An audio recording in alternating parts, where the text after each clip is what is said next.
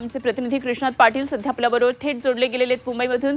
कृष्णात, गटनोंदणी अजूनही झालेली नाहीये आणि शिवसेना आणि राष्ट्रवादीचं हे घोंगडं अजूनही भिजत पडले। कशा पद्धतीने हा सगळा तिढा सुटणार?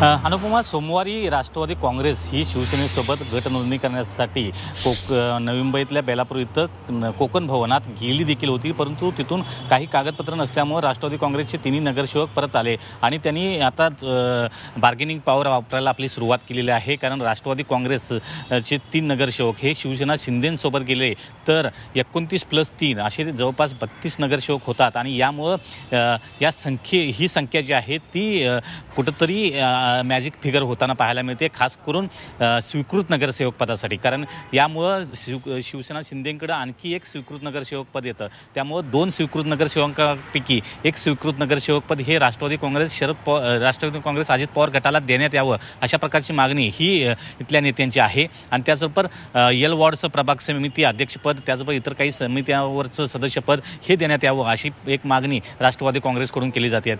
त्यामुळं हे अजून देखील शिवसेना शिंदेसोबतच जाण्यासोबतची जी संभ्रम निर्माण झालेला आहे किंवा संदिग्धता निर्माण झालेली आहे ती दूर करण्याचा प्रयत्न हा वरिष्ठ नेत्यामध्ये सुरू असला तरी अद्याप देखील राष्ट्रवादी काँग्रेसनं सहयोगी गट म्हणून नोंदणी केलेली नाही। त्यामुळं आता येत्या 2-3 दिवसामध्ये काय घडतं हे पाहणं देखील गरजेचं आहे। कारण एक स्वीकृत नगरसेवक पद हे दिलं गेलं तर MIMचं स्वीकृत नगरसेवक हे एक कमी होतं आणि असे एक संख्या जी आहे ती प्रत्येक समितीमध्ये ही शिवसेना शिंदेंना वाढत जातलेली पाहायला मिळते। त्यामुळं आमच्यामुळं तुमचा फायदा होत आहे तर त्या फायद्याचा काही वाटा हा आपणाला मिळावा अशी राष्ट्रवादी काँग्रेसची भूमिका असलेली पाहायला मिळते। त्यामुळं शरद पवार गट यामध्ये सामील होणार की नाही हे देखील अद्याप संभ्रम नाही। कारण शरद पवार गटाचा एक नगरसेवक देखील आहे, परंतु त्यांनी अद्याप पत्ते खोललेले नाहीत। परंतु राष्ट्रवादी अजित पवार गट मात्र शिवसेना शिंदेसोबत जाण्यास तयार आहे, परंतु त्याचा फायदा आपल्याला मिळावा अशी त्यांची अपेक्षा आहे।